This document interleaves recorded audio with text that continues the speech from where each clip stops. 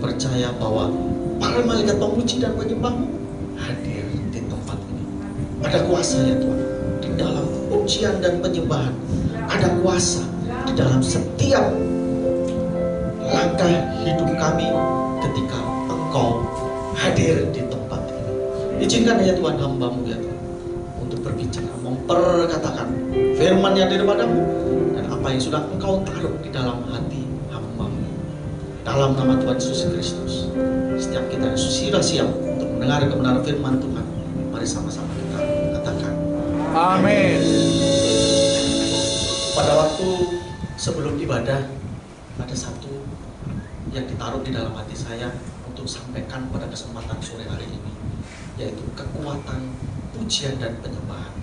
Jujur saya berkata kepada istri saya, Bu Reni, ketika sebelum ibadah saya diminta mengisi firman, saya berkata, kamu aja yang isi.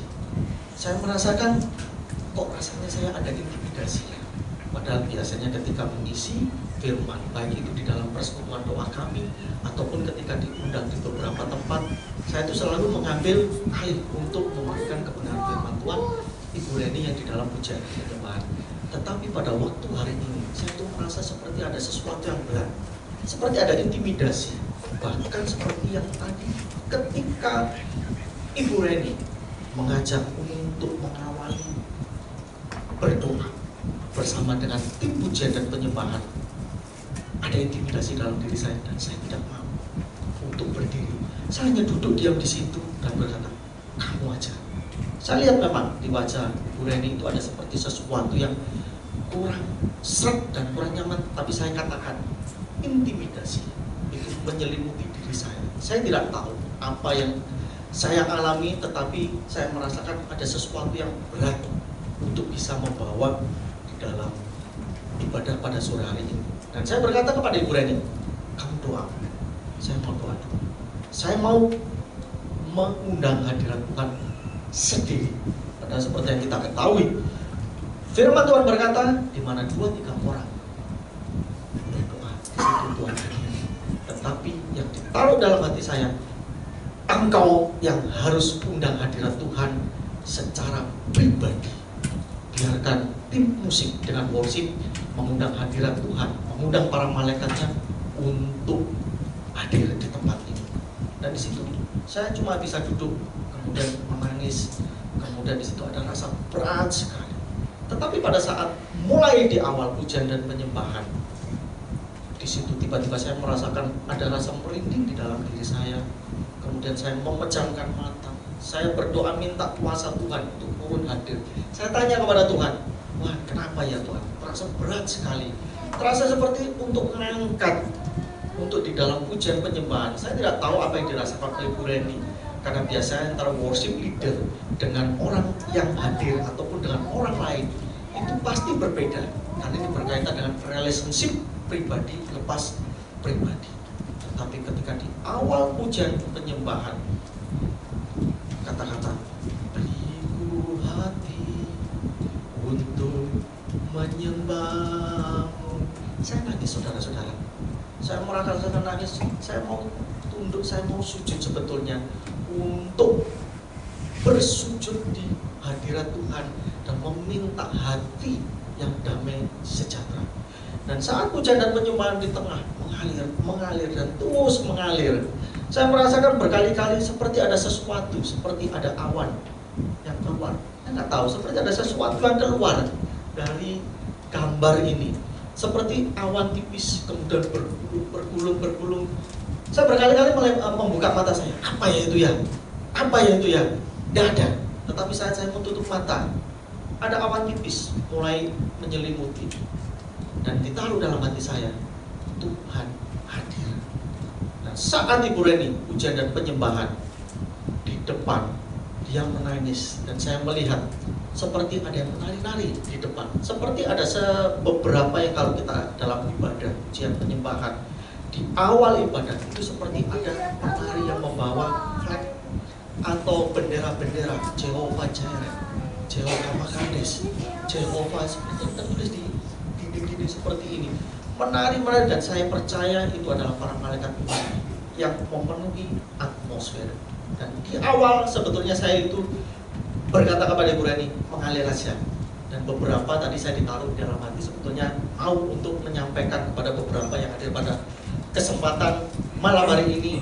Tetapi yang ditaruh, tunggu, nanti ada waktunya untuk kaki saya bergerak mendekati kepada siapa. Berkali-kali saya seperti toleh ke sebelah kanan, toleh ke sebelah kanan. Tapi saya belum tahu untuk siapa pesan itu akan diberikan.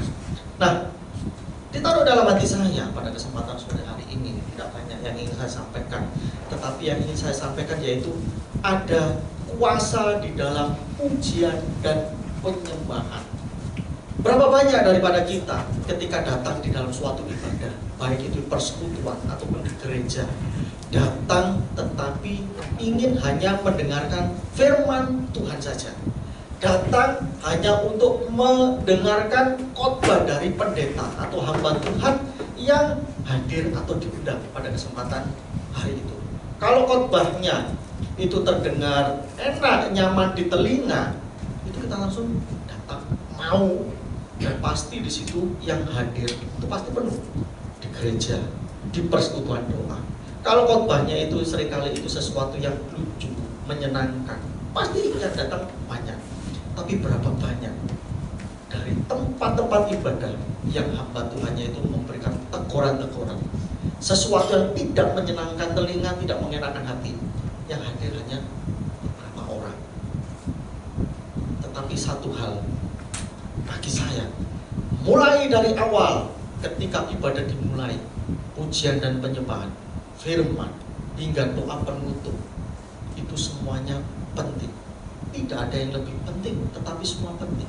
Dan terutama saat pujian dan penyembahan ada kuasa Tuhan yang turun. Kita akan baca, saya akan membaca hanya di satu ayat saja, yaitu di Kisah Para Rasul 16 ayat yang ke-25 dan 26. Saya tampilkan di layar. Di Kisah Para Rasul ayat pasal yang ke-16 ayat yang ke-25 dan ke-26. Seperti yang kita ketahui, di dalam ayat ini itu menceritakan tentang Rasul Paulus beserta dengan beberapa yang lainnya dipenjarakan, baik oleh bangsanya sendiri maupun dari tentara Romawi. Di situ dia dibelenggu, kemudian di situ dia dipenjara. Tetapi kita lihat pada ayat yang ke-25, tetapi kira-kira tengah malam Paulus dan Silas yang saat itu sedang berada dalam penjara dan dibelenggu kedua tangannya dan kakinya, berdoa dan menyanyikan puji-pujian kepada Allah, dan orang-orang hukuman lain mendengarkan mereka. Dan kita baca di ayat ke-26, akan tetapi terjadilah gempa bumi yang hebat sehingga sendi-sendi penjara itu goyah, dan seketika itu juga terbukalah semua pintu dan terlepaslah belenggu mereka semua. Saudara sudah terkasih, sebetulnya bukan hanya di dalam Kisah Para Rasul 16, 25 dan 26 ini pujian dan penyembahan itu bisa membuat atmosfer surgawi hadir, tetapi mulai dari awal di dalam perjanjian lama maupun perjanjian baru, kita akan banyak sekali menemukan tentang pujian dan penyembahan.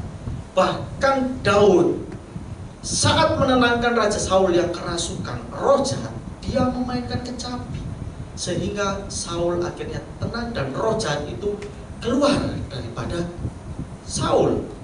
Tetapi berapa banyak dari kita saat datang di dalam pujian penyembahan kita, dalam ibadah kita melalaikan, kita tidak mengikuti dengan serius praise and worship. Worship leadernya yang mati-matian mengangkat pujian dan penyembahan. Bahkan ada juga worship leader, mohon maaf saya katakan, ada beberapa di gereja-gereja baik di Surabaya ataupun di tempat ketika saya bertugas dalam pekerjaan saya di luar pulau yang kebetulan mayoritas itu adalah Kristen. Di gereja yang jumlahnya itu ribuan di tempat tersebut, jarak hanya 100 meter aja kita temukan ada gereja. Tapi ketika mengikuti ibadah di dalamnya, yang terjadi adalah entertain. WL-nya tidak mengundang hadirat Tuhan, tetapi WL-nya dan pemain musik hanya sekedar memainkan rutinitas musik-musik, tetapi tidak ada hati untuk membangun mezbah, tidak ada hati untuk memberikan korban persembahan. Dulu di dalam masa zaman-zaman bangsa Israel keluar dari Mesir, ada kaum Lewi dan imam-imam yang mempersembahkan korban-korban, mulai dari ada kambing, domba, merpati, sapi dan lain sebagainya, ditaruhlah di dalam mezbah untuk mulai yang namanya membakar korban untuk pertobatan, dosa, pengampunan dan lain sebagainya. Tetapi saat Tuhan Yesus sudah menggantikan semuanya itu dengan mengorbankan dirinya, menggantikan dosa kita, kita tidak lagi mempersembahkan korban-korban hewan tersebut, tetapi kita wajib mempersembahkan korban yang terbaik melalui apa, saudara-saudara? Pujian dan penyembahan ini loh. Karena saat pujian dan penyembahan saya melihat hadirat Tuhan betul-betul turun. Yang awalnya saya itu ada intimidasi, awalnya itu saya malas untuk mengisi firman pada kesempatan malam hari ini, kemudian dibangkitkan kembali dan diberikan hati yang baru dan roh yang baru. Beberapa waktu yang lalu, ketika saya bertugas di dalam suatu pekerjaan, kebetulan tempat kerja saya di beberapa kota itu disediakan ada yang namanya mes karyawan. Jadi ketika kita sudah selesai bekerja, kita otomatis juga istirahat dan ditempatkan di mes tersebut. Ada beberapa tempat di mes tempat kerja saya, mes karyawannya itu terkenal angker, banyak setannya. Nah, kalau sudah mendengar banyak setannya, banyak roh-roh halusnya, kira-kira apa yang terjadi? Meskipun Tuhan itu banyak sekali memberikan pernyataan kepada saya, meskipun Tuhan memberikan penglihatan kepada saya, tetapi yang namanya intimidasi iblis itu juga terjadi, saudara-saudara. Apakah saya takut? Takut. Apalagi ketika sendirian, tidak ada satu teman. Di tempat yang besar, itu di bawah itu ada gudang, di lantai 2 itu ada perkantoran, lantai 3 baru ada mes, kemudian ada dapurnya. Sendirian saya. Gedungnya itu cukup besar, kurang lebih sekitar 1,5-2 kali lipat dari gedung rumah ini. Kemudian 3 lantai, yang satu itu biasa dipakai untuk yang lantai bawah tempat gudangnya. Kalau menuju ke mes itu kita lewat tangga gelap, saudara-saudari. Di situ lantai 2 yang biasa pakai perkantoran, lampu dimatikan semua. Saya nyalakan semua lampu. Loh, meskipun orang berkata saya hamba Tuhan, tetapi intimidasi tetap ada. Dan di situ saya sudah tutup pintu-pintu, saya nyalakan lampu, saya di kamar. Pintu kamarnya modelnya seperti ini, handle pintunya seperti ini, dan di situ memang ada lorong, dan di lorong di situ di ujung yang satunya dinding, ujung yang sebelah sana itu pintunya saya tertutup. Kemudian apa yang terjadi, saudara? Ketika waktu baru sore, ini belum malam, sore hari, pintu ini seperti ada yang mau buka, jadi seperti ini. Saya penasaran, apa ya ini ya? Angin kan? Jelas bukan. Karena meskipun itu lorong, tidak mungkin ada angin. Seperti ini modelnya. Ini lorongnya kurang lebih sekitar 2 meter. Kemudian sebelah kiri itu dinding, hanya diberikan kaca, wastafel. Yang sebelah sana memang ada pintu. Nah, ini kamarnya posisi saya seperti ini. Saya masuk dalam kamar, ada handle pintu. Saya buka lah di situ. Angin tidak mungkin. Karena di situ yang sebelah sana pintunya semua ada satu ruang untuk ruang meeting, memang itu sudah saya tutup semua, tidak mungkin ada angin. Saya tutup lagi di situ. Saya tidak kunci memang pintunya, tapi saya pastikan di situ pintu handle-nya itu slotnya betul-betul sampai bunyi ceklek. Nah, di situ kemudian beberapa saat saya sambil mengerjakan tugas, kemudian saya sambil baca-baca untuk persiapan untuk slide PowerPoint untuk besoknya bekerja. Tiba-tiba di situ bunyi lagi. Jaraknya kurang lebih saya duduk ada di meja di sini. Nah, itu handle pintunya di sana. Tak, langsung buka, ceklek, terbuka, saudara-saudari. Siapa yang membuka? Langsung merinding badan saya. Rasa seperti ini buduk-buduk semua langsung merinding. Sampai sekarang saya kalau ingat itu masih merasa merinding. Saya langsung lari, saya berkata, "Siapa kamu?" Gak ada. Wah, sudah langsung. Saya tutup pintu, saya kunci, saya diam. Saya WA istri saya, support doa. Padahal meskipun sama-sama hamba Tuhannya ya, saya cuma minta kepada istri saya, tolong support doa. Ada apa? Saya nggak bercerita apa-apa, hanya support doa. Kemudian di situ agak malam jam 20, mulailah di dapur itu seperti ada bunyi yang cuci piring, cuci mangkok, klotak air. Apa ya ini? OB, office boy hanya satu orang di lantai paling bawah, dan saat itu sedang keluar cari makan. Saya sendirian. Siapa?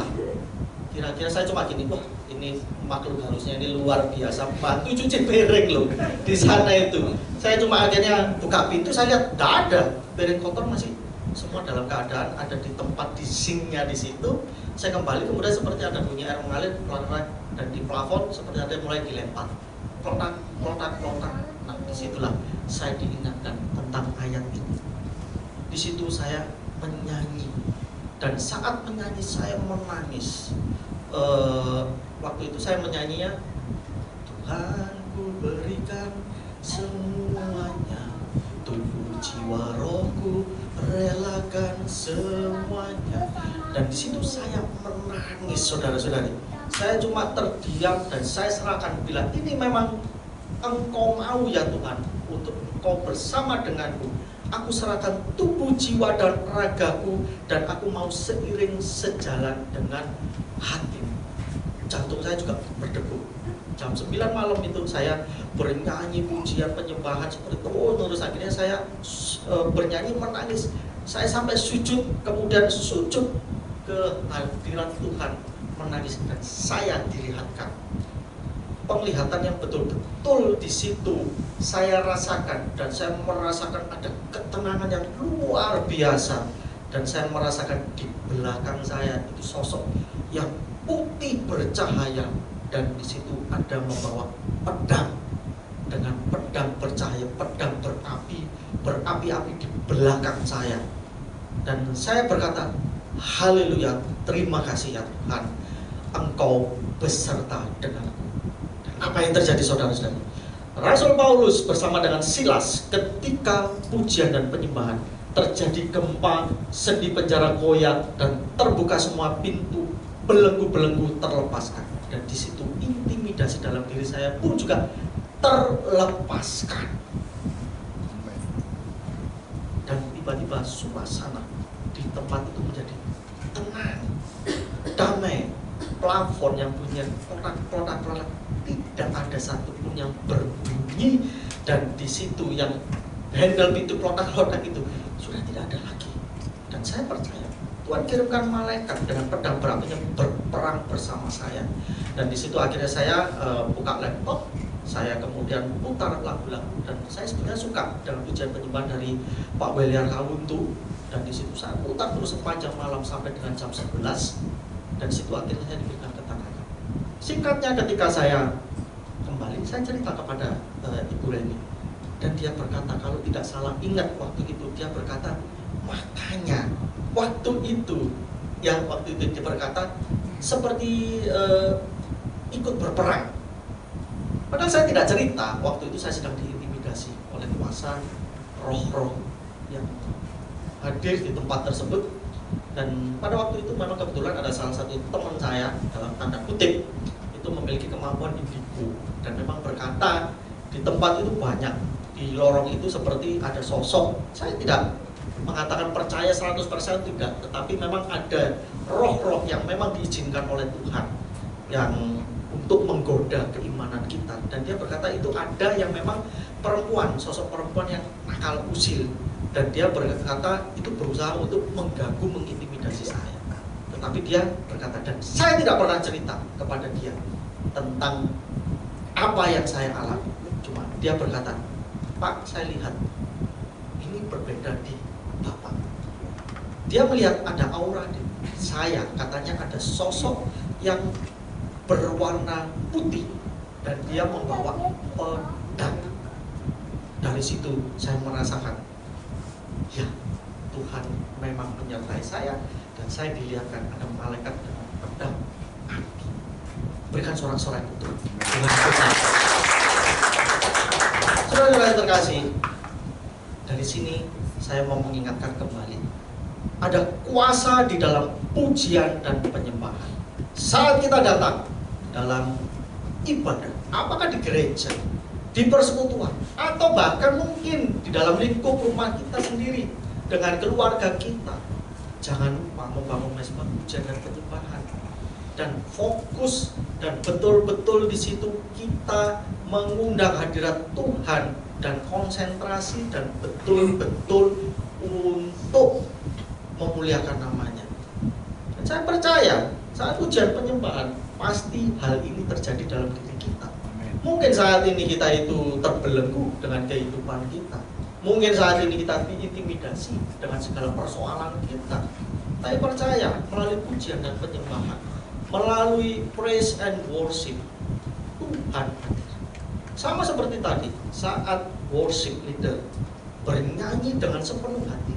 Seringkali ketika Ibu Reni pujian dan penyembahan, banyak sekali Tuhan memberikan pernyataan dan penglihatan. Seperti beberapa yang tadi, saya tidak tahu ini nanti untuk siapa, tetapi beberapa nanti bila memang Tuhan izinkan dan Tuhan berkenan untuk kaki saya melangkah, saya akan datang kepada saudara-saudari untuk menyampaikan pesan tersebut. Tetapi saya meminta kepada semua yang hadir pada malam hari ini, tolong fokus. Fokus hanya cari wajah Tuhan, bukan menunggu untuk didoakan oleh hamba Tuhan, bukan untuk mencari jawaban atas doa kita, tapi buka hati dan pandang wajah Tuhan Yesus dan berkata, Tuhan Roh Kudus, aku mau membuka hati, perkatakan engkau ingin apa untuk aku. Bila memang Tuhan izinkan, mungkin saya atau mungkin Ibu Reni saat nanti dalam pujian penyembahan saya datang kepada saudara-saudari dan percaya bahwa ketika kita praise and worship ada kuasa-kuasa yang hadir, yaitu kuasa Roh Kudus. Yang pertama, saat pujian dan penyembahan kita menjalin relationship yang lebih intim lagi kepada Tuhan. Maka saat kita berbicara kepada Tuhan, maka di situ Tuhan pasti hadir dan Tuhan menjawab. Mungkin ada yang berkata, aku tidak peka suara Tuhan, aku tidak bisa mendengar suara Tuhan, aku tidak bisa melihat sosok daripada Tuhan. Oh iya, memang Tuhan tidak bisa dilihat dengan mata kita, tetapi bukankah Tuhan Yesus yang adalah firman yang hidup sudah memperlihatkan kepada kita bagaimana Dia? Bukankah ada Roh Kudus yang bisa masuk untuk di dalam renungan kita berkata-kata kepada diri kita? Karena itu saat pujian dan penyembahan saya berkata, firman itu penting, pujian penyembahan juga sangat-sangat penting juga. Tetapi dua-duanya ini tidak bisa saling lebih daripada yang lain. Semuanya seiring dan sejalan. Ketika kita membaca firman Tuhan, ada berapa banyak dari kita yang sudah membaca Kejadian sampai dengan kitab Wahyu seumur hidup kita? Ataukah kita hanya mendengar, membaca saat kita beribadah saja? Saat kita membaca surat cinta daripada Tuhan, itu Roh Kudus akan berbicara kepada kita dalam masa-masa kesesakan, di dalam masa-masa di mana kita itu membutuhkan pertolongan. Di situ firman tiba-tiba akan muncul. Saya sebetulnya bukan orang yang tipe bisa menghafal firman Tuhan, tetapi saat berbicara Roh Kudus di situ menuntun, tiba-tiba langsung muncul ayat ini, tiba-tiba langsung muncul firman ini. Karena saya sendiri tidak hafal, tetapi satu yang harus saya lakukan, saya selalu memuji menyembah dulu.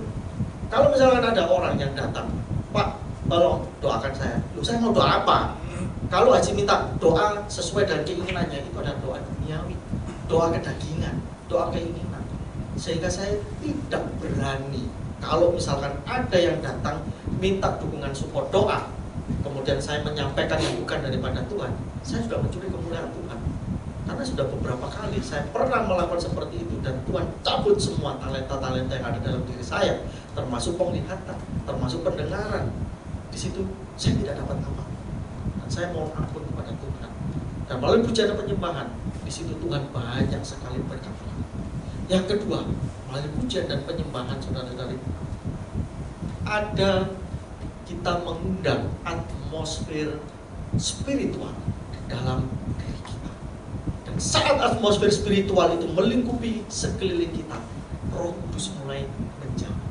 Seperti yang tadi di awal saya ceritakan. Di awal saya itu merasa berat, ada intimidasi, mengangkat Saya tidak berkata mengangkat pujian dan penyembahan untuk seluruhnya di sini, tidak. Untuk diri saya sendiri.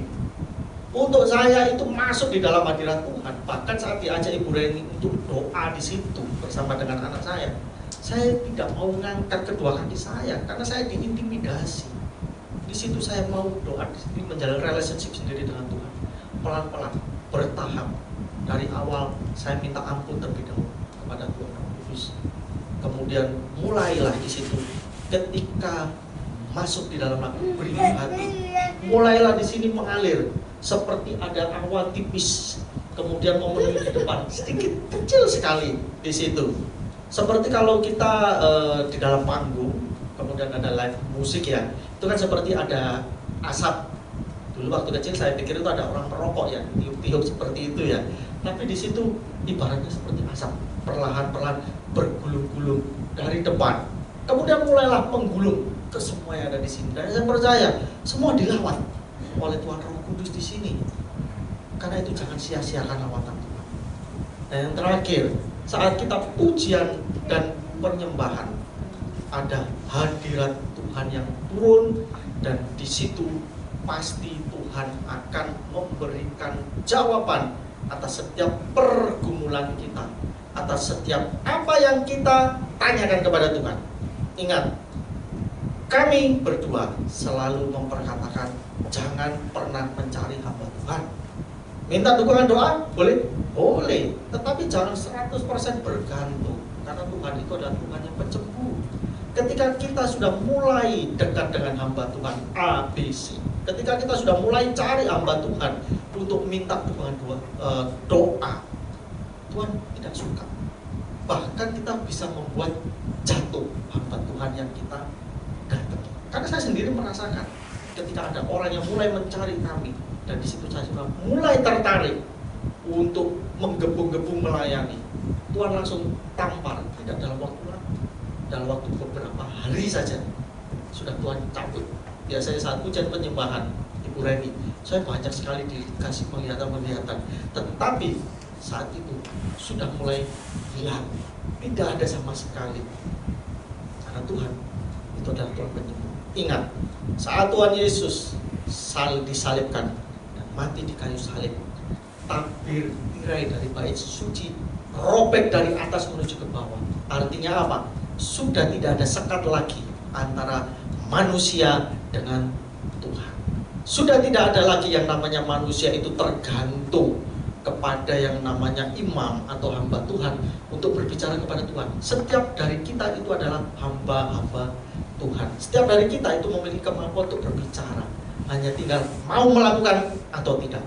Loh, terus apa ada gunanya kalau misalnya ada hamba Tuhan dan para imam atau para pendeta? Loh, tetap para hamba Tuhan, imam, pendeta itu bertugas untuk menjadi jembatan antara jemaat dengan Tuhan. Tetapi jangan sampai kita menjadikan para hamba Tuhan itu berhala atau menggantikan dukun. Akhirnya ada istilah gunung kami pindah ke gereja-gereja dan persekutuan-persekutuan, karena datang untuk mencari, untuk minta doa-doa, untuk minta jawaban. Bahkan ada yang pernah itu berkata, hamba Tuhannya berkata, ada orang itu tanya, bisnis saya mau jalan, saya mau pilih A atau mau pilih B. Tanya sedikit-sedikit kepada hamba Tuhan tersebut, dan kebetulan dilayani 100%. Saya tidak tahu apakah itu memang destininya, tetapi bagi kami berdua, pelayanan tiap orang kan berbeda-beda, tapi kami berdua selalu katakan, ayo datang kepada Tuhan kita sendiri. Ini saudara-saudari, melalui pujian dan penyembahan, ingat di dalam Kisah Para Rasul 16 ayat 25 dan 26, kita jalin relationship dengan Tuhan dan kita berbicara pribadi, lepas pribadi dengan Tuhan. Mari kita tetap masuk dalam hadirat Tuhan. Saya undang untuk pemain musik ke depan, saya undang Ibu Reni. Saya tidak tahu nanti Tuhan akan berkata apa, tapi seperti apa yang tadi sudah taruh di dalam hati saya, itu semua yang ada pada malam hari ini, ayo kita berikan yang terbaik kepada Tuhan kita. Kita berikan hati kita, dan kita fokus mau membuka hati kita, membuka alam roh spiritual kita untuk berjumpa, bertemu dengan Roh Kudus. Biarlah ya Tuhan, setiap lidah bibir kami, mulut kami ya Tuhan, senantiasa memperkatakan dan bermazmur untuk memuliakan nama. Nama-Mu sudah selesai ya Tuhan untuk berbicara, menyampaikan mengenai makna daripada kuasa pujian dan penyembahan. Tapi kami percaya bahwa Engkau tidak selesai dengan kami. Bila Engkau mau ya Tuhan dan berkenan untuk melanjutkan karya-Mu di dalam setiap kami, berbicaralah ya Tuhan. Biarlah mulut kami ya Tuhan penuh dengan pujian. Biarlah sepanjang hari kami memberikan penghormatan kepada Engkau ya Tuhan. Fokus saudara-saudari, fokus Bapak Ibu, buka hati, muliakan nama Tuhan, bermazmurlah di dalam lidah bibir. Kira masikin nama karala masikin.